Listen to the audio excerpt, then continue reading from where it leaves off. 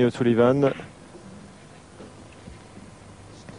8e frame, et je vous recommande de la suivre très scrupuleusement. Elle fera date.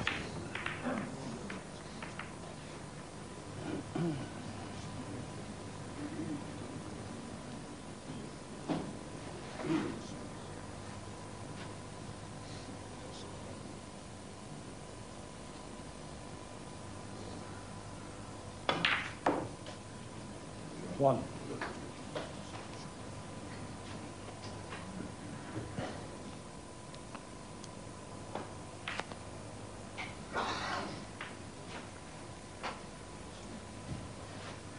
Eight.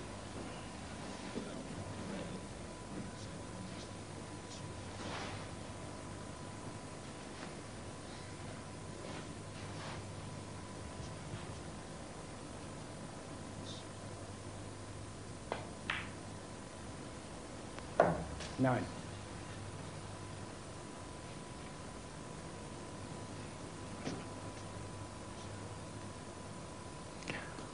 Pas de pression pour Henry, menant 6-1. 16. Également une table ouverte. 17. Qui passe. Et je sens mes limites et autant s'arrêter avant d'avoir un certain âge qui posera certainement des problèmes à moi peut-être, mais surtout aux autres. Alors il faut s'arrêter, il y a un âge. Henri Demaître a donc décidé de ne pas briguer un troisième mandat. 24.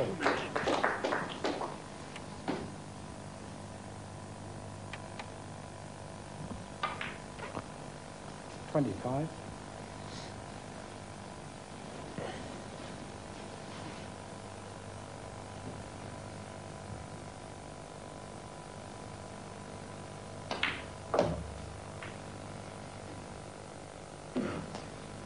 Quatrième noir. 32.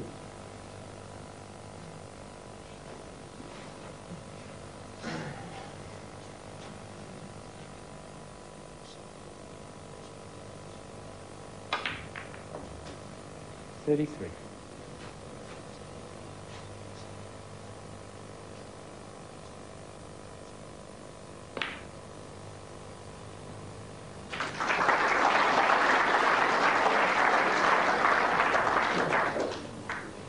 Premier billet rose de la manche qui interdira un break royal. 40.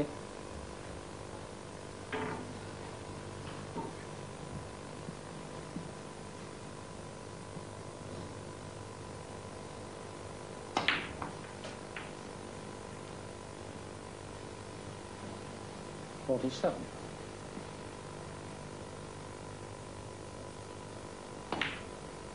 48.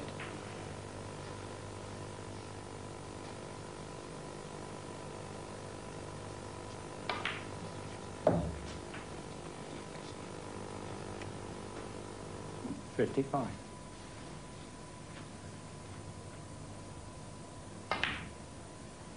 56.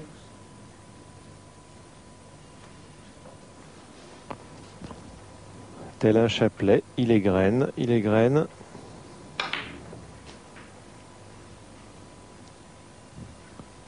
$63. Peut-être... oh là! Changement stratégique. Et ça n'est pas mince quand on change la bille à entrée. 64.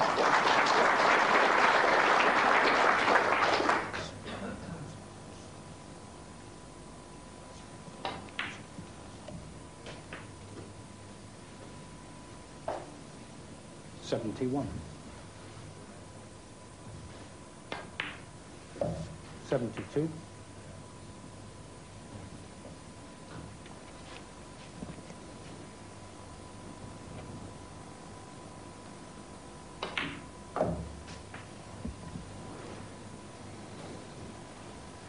$79.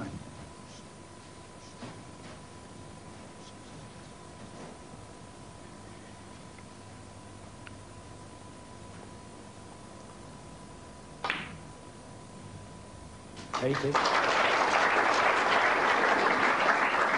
En route pour un Century dans la partie, le premier.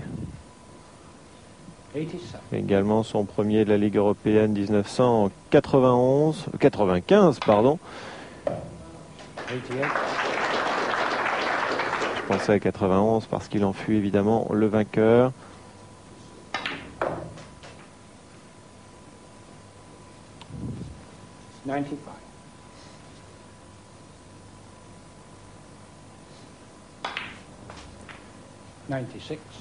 Petit rétro suffisant pour aller sur la noire. Il reste 2 des 15 rouges. Ah, il joue bien, il joue très bien. Mais restez.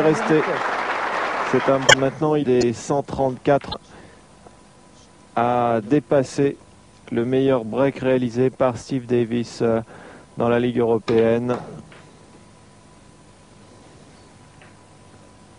Il peut le faire, vous le savez, il ne s'est concentré que sur la noire. Exception faite d'une petite rose.